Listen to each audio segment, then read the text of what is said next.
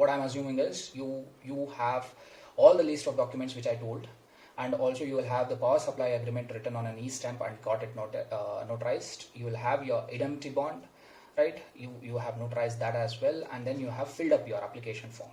So that's the basic assumption to this video. So now having all this, put it in a file first. Important thing is put it in a file.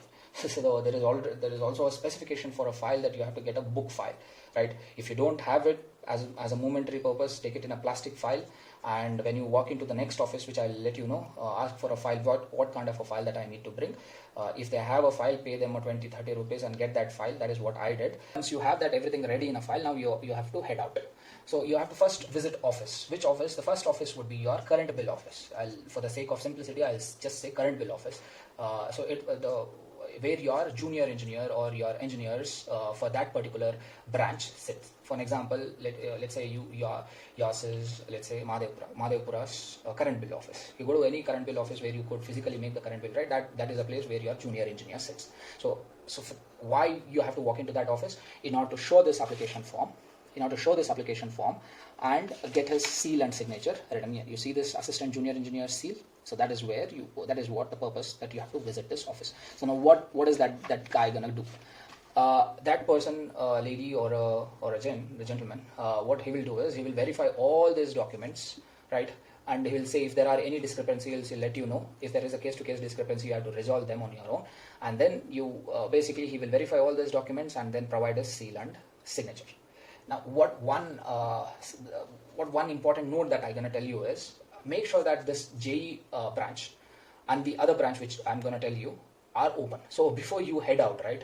So separate note, before you head out, you call to a customer care number. Your local customer care numbers would be there, right? For an example, for the BESCOM, I think it is 94498444640. You can Google this up. You will also get if it is updated. I mean, as of today's date, this is what the customer care number is. So why you need this customer care number? You call this person up, ask him or her that whether the local branch, you say your branch name, right? You say your branch name, whether it is open today or not. There might be a bank holiday, there might be a ethnic holidays, whatnot, right? So you head out, and then to your surprise that the office is closed. And you also ask that whether the AE office or AAO office, which is called as Executive Electrical Engineers Office or head office for your local, or it is also called as an AO office, what will be the time for that? Or you just say that I have to get the meter transfer under my name, all the related branches are open or not. They should be saying, if it is not a bank holiday or a holiday in general,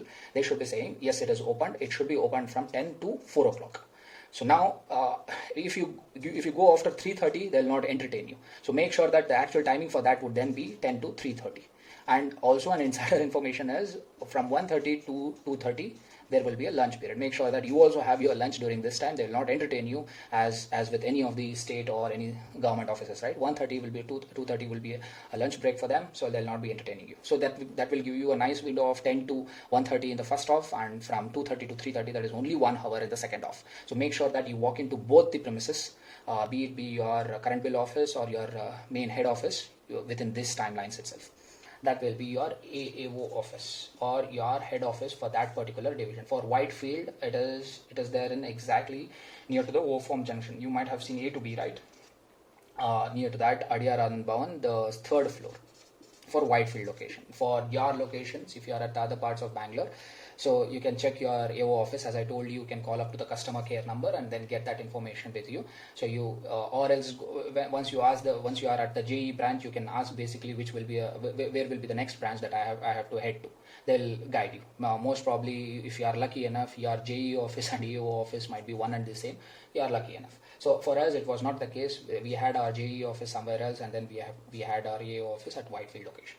So this is where the place is. So now why you have to go to an AO office? So what JE did was your local copies, whatever that is there in your local premises, that has been verified and all the documents seems to be proper. Now you have to basically make it an online entry and also get it verified in the account office section where the actual transfer to your name will be happening. They will create an archive file for you, whatever the file that you carried. That is why it is important to have that in a file, because your documents may be will be spread across places, right? So it is very important to put in a file and head over to an AO office where the actual transfer and the registration gonna happen. Now what will happen? Let's say you go to your AO office. Now there will be an assistant that will be sitting over there. She or he will be verifying all your documents once more. They will be asking, at that time they will be asking so this JE person, this junior engineer is not bothered about your indemnity bond or your power supply agreement. So this is the place where your indemnity bond and your power supply agreement will be checked. So now if you have not got that done, your indemnity bond and your power supply agreement, it's not there in the bond and it is not notarized, then this is a place where you have to ask for pointers. So you go to that particular branch, he or she will ask you, where is my indemnity bond and power supply agreement? You can go ahead and ask, where do I get it done? So if they have a pointer, if they have in their premises itself, they will help you out with that. If not, it is always better, as I told in the previous video, right? Go into your sub-registrar's local premises. There you will be having all these agents sitting over there. They will get it done for you. It's not that you have to pay a bribe to them. It is as equivalent of getting a Xerox and then you are paying to them, right? E-stamp, you will pay the e-stamp, whatever that is written, on top of it 10 or 20 rupees extra for their copies, right? So you will be having all this e-stamp and notaries all over there. So get that done. That's an easiest way to do. Or else ask your AO office, FDA or an SDA to guide you where I could get this indemnity bond and power supply agreement. So now what this AAO helper would do would ask you is, again, they will verify all that has been kept in the file, and also they will ask for this indemnity bond and also this power supply agreement. Once it is all ready from your end and it has been completely placed in a proper file, he or she will ask you, direct you to an actual AAO, that is an account officer. He or she will, again, what she will do is she will verify this file and also she will check online, is there any pending dues. So basically the scrutiny would actually happen all of with entire of your set of documents, and also is there any dues that you are supposed to or your builder was supposed to pay if you are unlucky enough. So make sure your builder has paid whatever the dues that he was supposed to pay, and you have paid all the arrears and the current bill documents and everything. This is the place where your dues will be scrutinized. Only post that you don't have any of your dues, right? Only then she will scrutinize all your documents, and she will write her signature saying that the dues are there are no dues basically. So let's say now you have been head to your AO has verified all your documents, and he or she has sent back to you to the fast track department. So the fast track department will generate a online receipt for you. What he or she will be doing is, whatever that you have taken it in a file, right? That file she will fill that online, and then from online she will take a print receipt and ask you to make it a cash payment. Only I think there is only cash payment that is available. So go to the nearby cash payment counter in that same office and pay that receipt processing name transferring process fee. That would be 118 rupees. So once you do that, this is how the receipt would be. You can see that is Bengaluru Vidyut Sarbaraju Company Niyamata. So that is basically a Kannada version of BESCOM. So you can see even the BESCOM's full form over here. So this is the basic receipt for the name transfer. Once you have this payment done, and she will say that the payment has been processed, and she will also give back to you basically a receipt. This is how once the final submission has been taken, on behalf of you, it has been done online, right? So this is how our acknowledgement receipt will be handed over to you. So it basically says that the provisional approval has been done.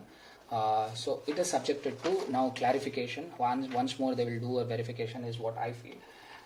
So they will get that all the things online, and then they will proceed ahead. If you're quick enough, the entire visit to your JE branch, once you all have this entire file ready, right? You're walking to JE branch and also to AO office, getting that payment done should be completed before to the lunch period. If you have walked in, like if you have started to 10 o'clock, if you have walked into JE branch and you have all your documents ready, by 11 or 12 o'clock you would be heading over to an AO office. If you are lucky enough, all the people are available at that particular moment. It is completely an half a day process. If not, it might get spilled over to the post lunch as well, but it shouldn't take you more than a 1 day to process. So minimum of an half a day to a 1 day offline process.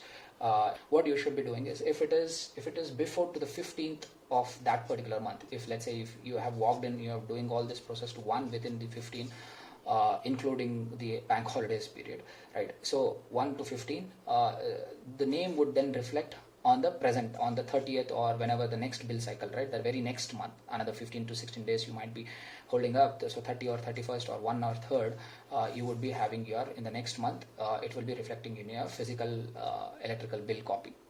Your name transfer would have been done. Let's say you walk in at around 16 to 30th on the next 15 days of the month. So at that time you have to wait for 1.5 month. So so you would, let's say you have walked in around 16, in my case I walked in around 16th, right? So I have to wait for this 30th day. For that month I will not be having this name reflected on that month's bill copy, and I have to wait an entire month for it to be reflected. So basically it's in 1.5 months. So basically what I suggest you is go walk in within 1 to 15 days so that it reflects at the end of that month itself.